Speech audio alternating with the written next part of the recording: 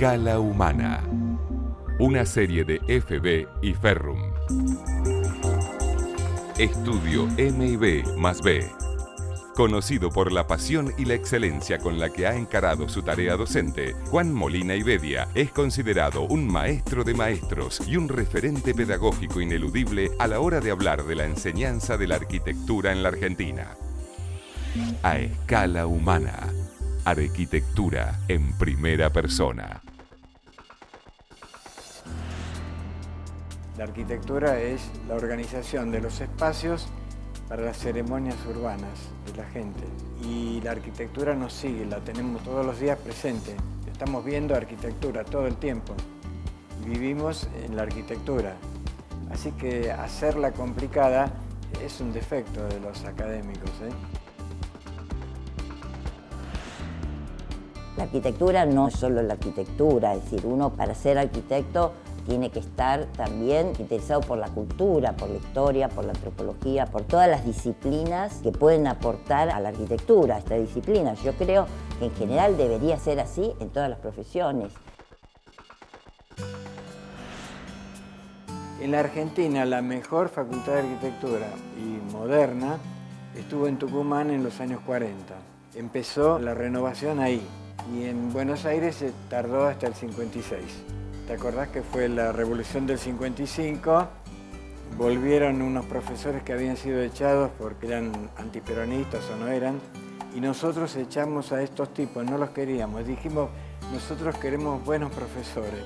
Y los alumnos paramos la facultad 9 meses y rearmamos el plan de estudio, invitamos a 2 arquitectos. Vladimiro Acosta era uno y Clorindo Testa era el otro. Teníamos una idea de la enseñanza de la arquitectura, que había que renovarla, parando la facultad y estudiando los planes de estudio de 90 facultades de todo el mundo, comparándolas todas.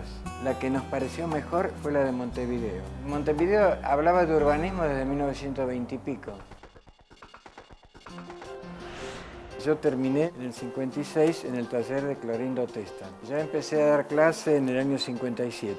El taller tiene una base que es un librito que yo publiqué que se llama Enseñanza sin dogma y otro que se llama Plan Chaco. Es la primera experiencia que yo tuve con Rodolfo Livingston. Nosotros llegamos de Buenos Aires recién recibido allá. Creo que fue muy acertado que nos diéramos cuenta que no tendríamos que repetir lo que hacíamos en Buenos Aires, que había que poner en primer plano lo que era el Chaco y Corrientes. Entonces empezamos así, escuchando a los alumnos, ¿qué es vivienda?, le preguntamos. Los correntinos decían, vivienda es el lugar donde uno vive con los padres, donde vivieron los abuelos, que tiene un patio. Contaban cómo era una vivienda correntina de la época española. Y los chaqueños, que son de la inmigración italiana del fin del siglo XIX, decían, y bueno, no sé si es la pensión donde estoy viviendo ahora, o la casa donde yo vivía en Roque Sáenz Peña. Tenían una idea distinta de la historia. Y entonces con Rodolfo aprovechamos eso para iniciar la historia con una idea distinta, que la historia de la arquitectura empezaba siendo vista desde el Chaco y Corrientes. La idea de crear una universidad que sepa que hay que mirar el mundo desde el lugar en el que uno está. Después estudia Grecia, Roma y todo lo demás, ve el mundo. Pero la visión la tiene que centrar, tiene que saber que la mirada es desde acá. Yo creo que el trabajo de un profesor de arquitectura es mostrarle a los alumnos que lo que tienen que estudiar en la facultad son 2 cosas, arquitectura y a ellos mismos. Es decir, que un problema que a veces no te lo dicen a vos, es que vos te tenés que estudiar a vos. Tenés que ver cuáles son tus deseos, qué es lo que te gusta, poder decirlo. Yo no les pido a los alumnos que piensen lo que yo pienso, ni mucho menos, o que hagan lo que yo quiero. Y eso es porque la arquitectura da lugar a eso, porque que una pared sea amarilla o azul es una cuestión completamente personal. No hay una manera de demostrar que tiene que ser azul o amarilla. Es una materia opinable la arquitectura. Mi vieja era egresada de Filosofía y Letras, se llamaba Laura Bastianini. Creía que la gente jugando, sobre todo los chicos, aprenden inocentemente como si no lo estuvieran aprendiendo. Y que si uno consigue que un tipo mantenga la frescura de la niñez durante toda su vida, está salvado.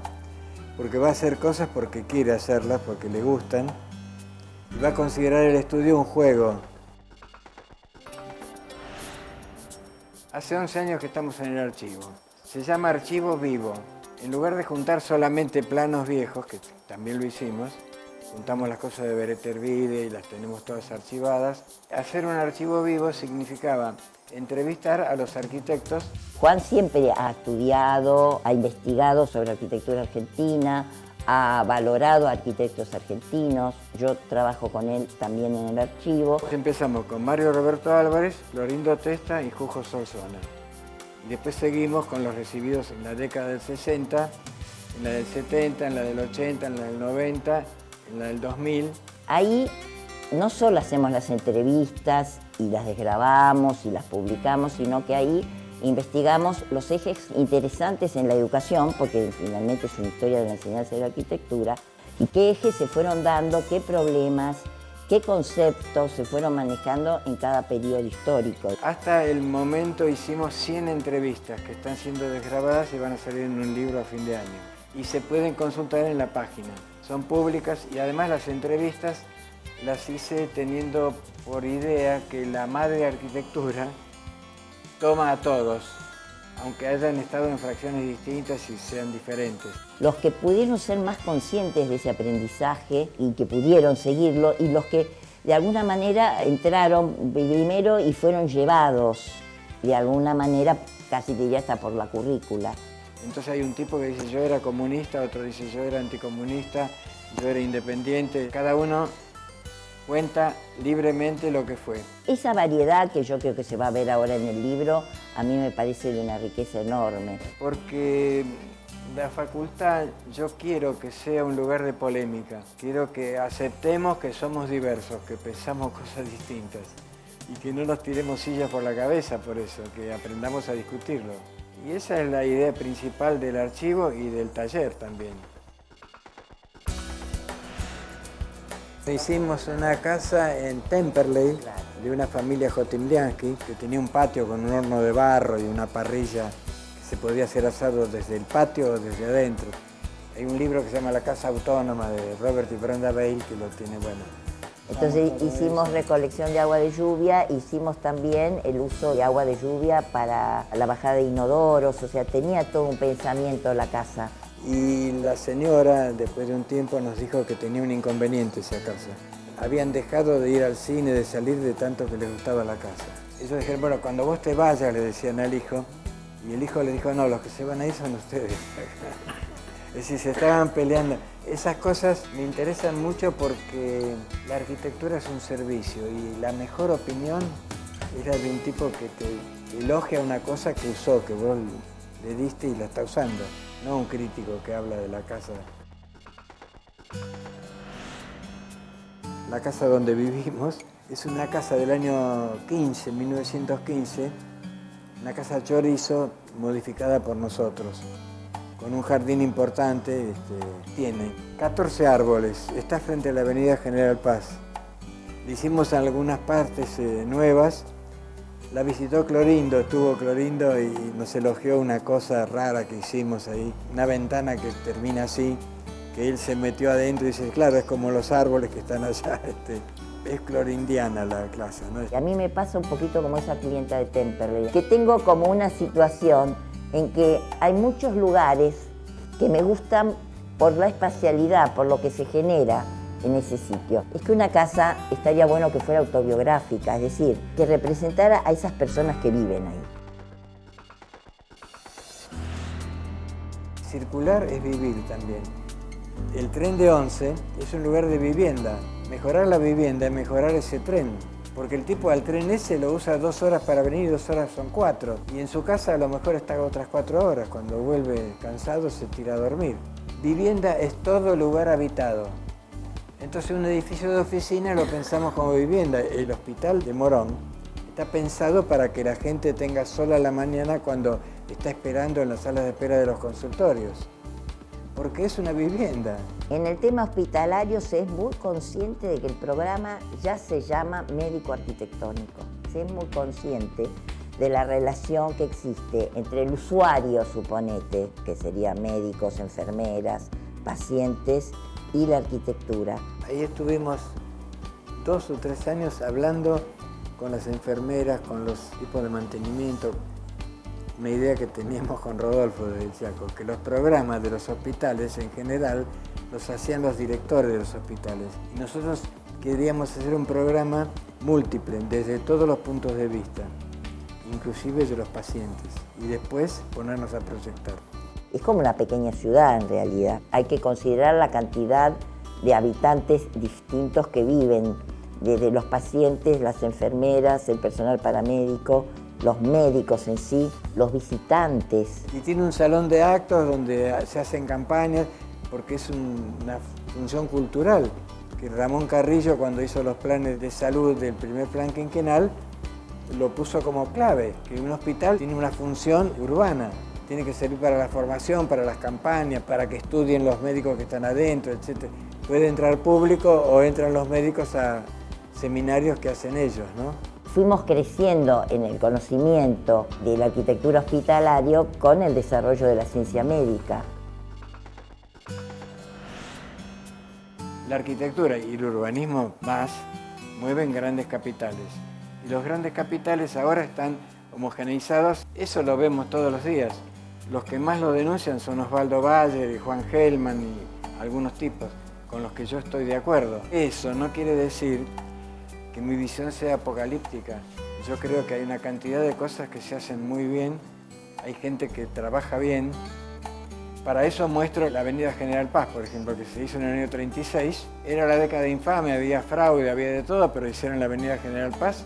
Es un parque de 50 kilómetros, 25 de una orilla y 25 de la otra, que era público. No tenía rejas como tienen ahora las plazas. Que tenía una cantidad de temas de restaurantes y de cosas equipadas. Era un parque público equipado que además resolvía el problema del tráfico. Yo mostraba esa avenida que plantaron 50.000 árboles. Un paisajista lo hizo. Se llamaba Oloubec. El trazado era del ingeniero Palazzo y todas las obras las hizo Ernesto Botier. Yo en las clases de historia contaba eso y un alumno levantó la mano y me dijo que cómo yo mostraba esa avenida y a la vez en historia decía que era la década infame. Y yo no lo pude contestar. Lo consulté con mi viejo. Lo conversé, digo, mirá, me preguntaron esto, es cierto lo que me decía, que era una contradicción, que hay fisuras en el sistema, que de repente el mal no es perfecto, deja una fisura y hacen una cosa que resulta que está buena.